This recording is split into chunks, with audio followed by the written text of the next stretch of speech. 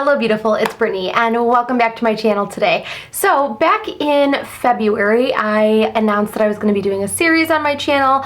A lot of stuff has happened since February. I'm not going to talk all about that. I've done a lot of that on Instagram, so if you would like to go there and follow me, you can go ahead and do that. But the videos that I create, especially right now, are for you to enter this this alternate universe, this escape, this you know, just let's hang out together and not have our brains be wrapped around that right now. So I am going to be showing you footage in a second that I did film at the beginning of March. Again, a very different world we lived in at that time. So this is the first consultation that I had with one of you guys, one of my amazing subscribers that I selected to receive some skincare advice. So that's what you're about to see. I also just filmed this makeup look, which I am utterly obsessed with and never want to take off of my face. So if you want to see that, make sure you are commenting, liking, subscribing, supporting my channel right now. Yeah, I love you guys so much. Let's go ahead and get into me chatting about skincare. I wanted to talk to you guys first because I don't talk about any of that in these next clips. So I love you. You're beautiful. You're gorgeous.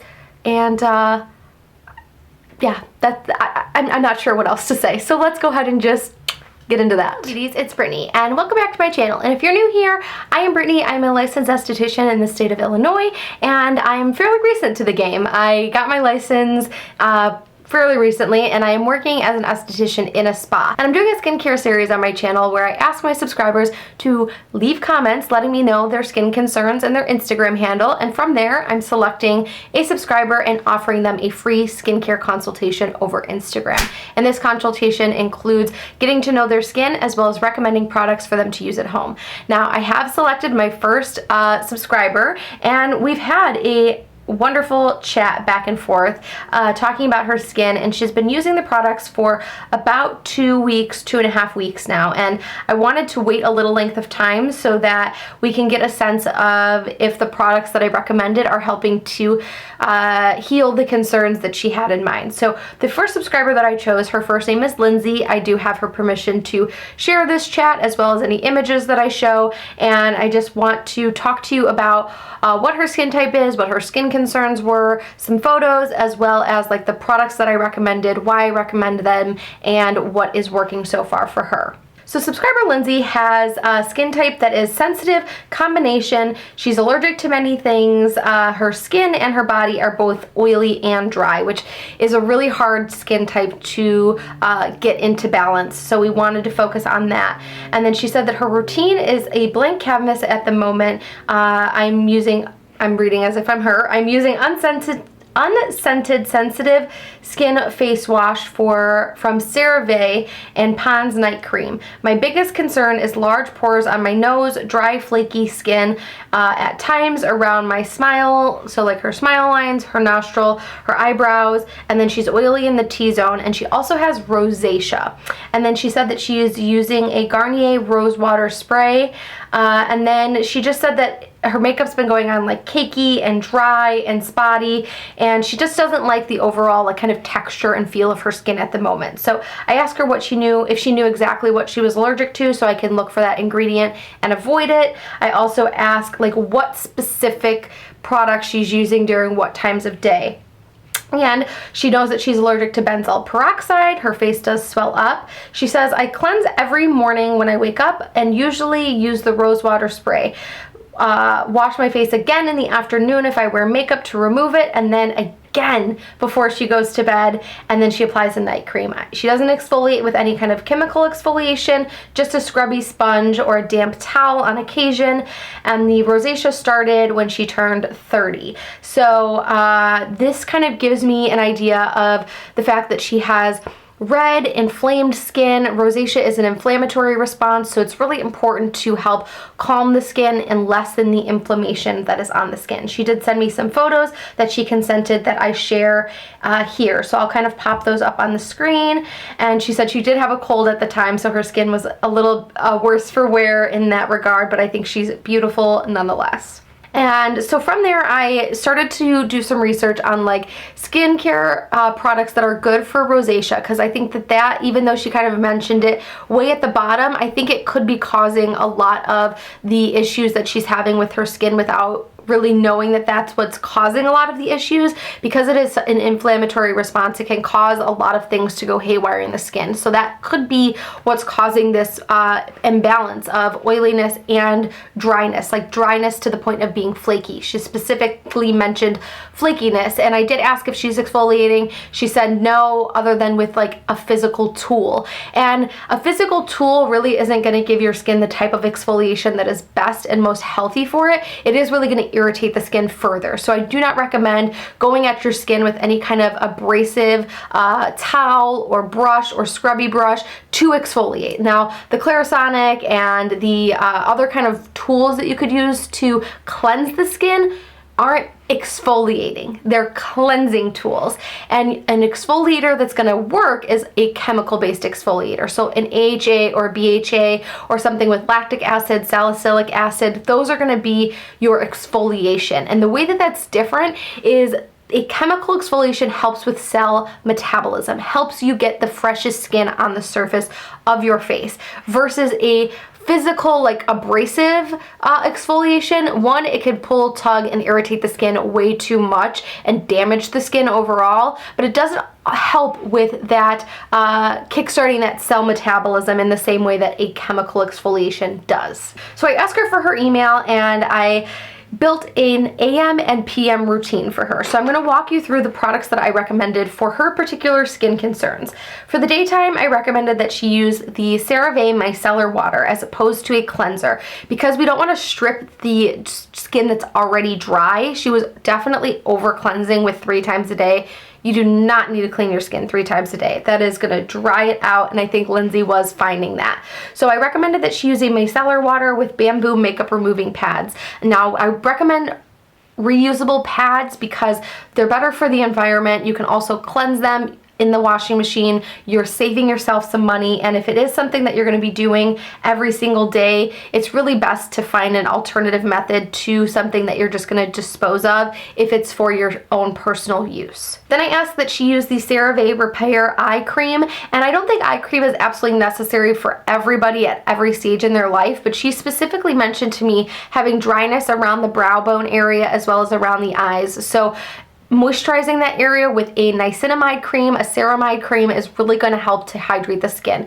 Ceramides are naturally produced in your skin, so when you use them in a moisturizer, it even hydrates the skin further and helps to balance the skin. So I recommended she do the eye cream AM and PM. And then the moisturizer for during the day, I recommended the CeraVe sunscreen face lotion with SPF of 50. This is a very high SPF. Not everybody's skin can tolerate an SPF of this high, but I always like to recommend a higher SPF because you're using such a small amount on the face. Even with like a 15 or a 20, you're not getting an actual 15 or a 20. You're lowering the amount that you're receiving because we tend to put a thinner layer on the skin. And this is a mineral-based sunscreen, which can leave more of a white cast, but she has very fair skin, so I wasn't really super concerned with that. And I feel like we want to go more towards mineral sunscreens versus chemical, since chemical sunscreens are really destroying our coral reefs. Now in the nighttime, I recommended she use a lipid-based makeup remover. So I recommended the Pond's fragrance-free cold cream. This is a fragrance-free makeup remover, and all of the products I recommended are fragrance-free. The skin is so sensitive, especially with rosacea, that any kind of fragrance, literally any kind of fragrance, can deeply irritate the skin. So no essential oil fragrances, none of that nonsense. So recommended that she use the Pond's makeup remover with a microfiber face towel, and I did send her a link to some on Amazon, and it is my impression that she did purchase that, because again, you want to use a cloth that's gentle on the skin. Any other normal kind of rag is really just going to be too abrasive on the face and irritate it further and inflame it further, which we do not want. And then I linked a video from a dermatologist talking about this specific face cream and the best method to use it, and it is recommended that you cleanse the skin after using this cold cream. And a lipid-based makeup remover is going to be your best option because it is going to help to break down the oils in the makeup and break down oils on the skin to best remove the products, because I feel like if we're not thoroughly removing our SPF or our makeup, it's gonna clog the pores without a doubt. So really recommend removing any kind of makeup remover. I use an oil myself and I always cleanse afterwards. And the cleanser that I recommended that she start using is the Aveeno Ultra Calming Foaming Cleanser. Now this cleanser has some good surfactants in it, so it's gonna suds up and it's gonna give your face a nice cleanse, but it is super, super gentle. No fragrances, not a whole lot of fuss. It's just gonna gently cleanse the skin. And when I was doing my research, I found that this one is a cleanser that's recommended by dermatologists for people with rosacea. And the ingredients list is a pretty good one. It's not going to irritate the skin any further. It is just going to help to cleanse the skin. Again, the same eye cream for the nighttime, and then the moisturizer I recommended is the CeraVe Moisturizing Cream for normal to dry skin. Her skin is in such a rough patch at the moment. Really deeply hydrating the skin with niacinamide, ceramides are going to be her best option because it's going to help to repair the skin's natural acid mantle barrier, which is clearly broken down because she is noticing such an imbalance as well as so much flaking and the inflammatory response from the rosacea. And then I recommended for once a week she use a chemical exfoliation. I recommended the Derma E Overnight Peel. This peel is an AHA and it's going to help to exfoliate the skin. Now AHAs are more gentle than BHAs, and I think that that's definitely what her skin needs considering it is so inflamed. And this is a sleep-in exfoliator, so it's going to do its work at night while you're sleeping, so it doesn't incorporate a lot of more steps into her routine. I feel like sometimes it's nice to simplify things a bit, and I do recommend this once a week for her instead of twice or 3 times a week since her skin is already so sensitive. But we do want to exfoliate to kickstart that cell metabolism, get that flakiness off there, because who wants flaky skin? Not me. I also recommended once a week using a hydrating mask, the Youth to the People Superberry Hydrating Plus Glow Dream Mask. And all of these products were selected specifically for this subscriber, but if her skin concerns seem similar to you, I feel like it's fair to say try incorporating some of these products to help rebalance your skin. It's also, these products are non-scented, so they're gonna be really good for people with sensitive skin. And those are my recommendations for Lindsey, and she did check in at week 1 and week 2, and we have some photos to share. So she sent me a photo right here. She said less than a week and already noticing huge difference. Skin is calmer, less dry, less redness. Thank you so much. And I just said, wow, what a difference. Because if you put the pictures side by side, which I did for my own satisfaction, you can see a huge difference in the redness in her skin, and just the overall inflammation level has gone down tremendously. So at just 1 week, her skin looked amazing, and I waited a little bit while longer and checked with her at about 2.5 weeks, and I said, hey girl, just checking in to see if you've seen any further improvements. And then I asked if she could kind of explain how the concerns have improved. So I said, yeah, you mentioned your largest concerns were pores on your nose, dry flakiness around your nostrils, eyes, and you have an oily T-zone as well as the rosacea.